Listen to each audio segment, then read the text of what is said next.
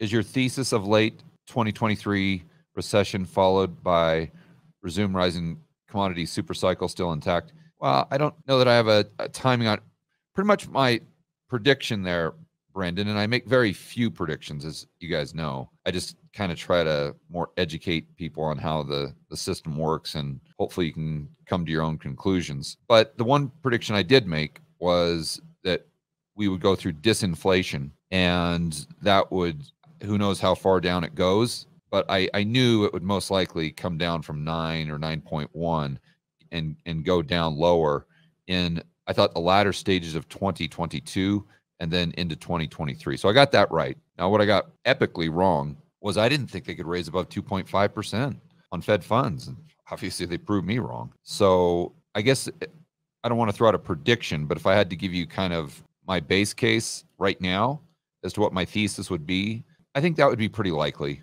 2023, late 2023 recession. Because my view now is there were so many people on the recession side of the boat. And usually when all those people are on that side of the boat, it doesn't pan out. So we need to wait for everyone to get on the no landing.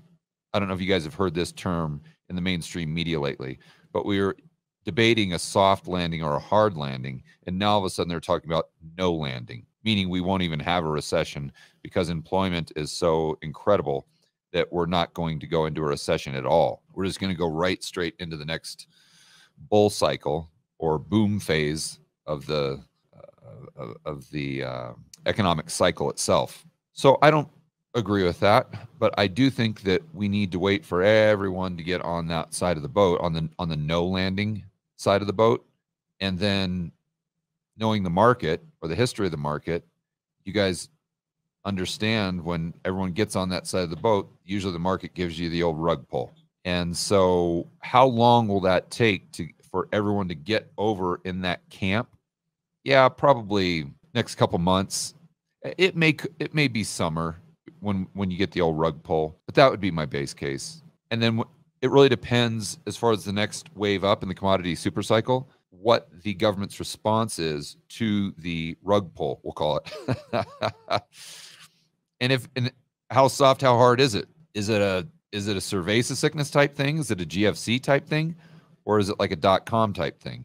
And we could be at the point now where it's like not possible to have just a soft landing, a normal mild recession, because the debts are just so high and everyone is just levered to the gills or levered to the hilt. Anyway, you guys get what I'm trying to say there. So I think it's the speed at which the central planners come in and try to prop up the system. And that really depends on what asset prices are doing and how disorderly a decline is, especially in the S&P, because that's going to decline a lot faster than housing. Those are two biggies. And then the credit market as well. If that seizes up, they're going to come in. So I guess my answer there would be it depends on their response as to when we get that next wave of the commodity super cycle. But they're teeing it up right now. They're teeing it up because there's just no capital going into supply. It's still ESG. It's still don't invest. Let's do windfall profit tax with oil companies.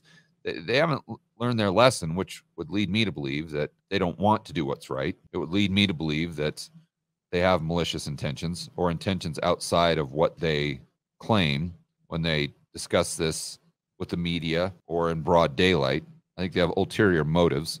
They're doing everything they can right now to constrict supply for the entire decade. So when you do get that next burst of artificial demand, whether it's stimmies, whether it's UBI, whatever fiscal we get, then that's going to hit the wall of no more supply. Not literally, but a limited supply, because we're just not investing in creating more fossil fuel or more energy because it's just politically incorrect. And unfortunately, the poor and the middle class are going to have to pay the price for those poor decisions or those malicious decisions, whichever you think is more accurate. So reading the last part of your question, if so, seems logical to wait short-term fixed income with 4.5 to 6% yields until the turn.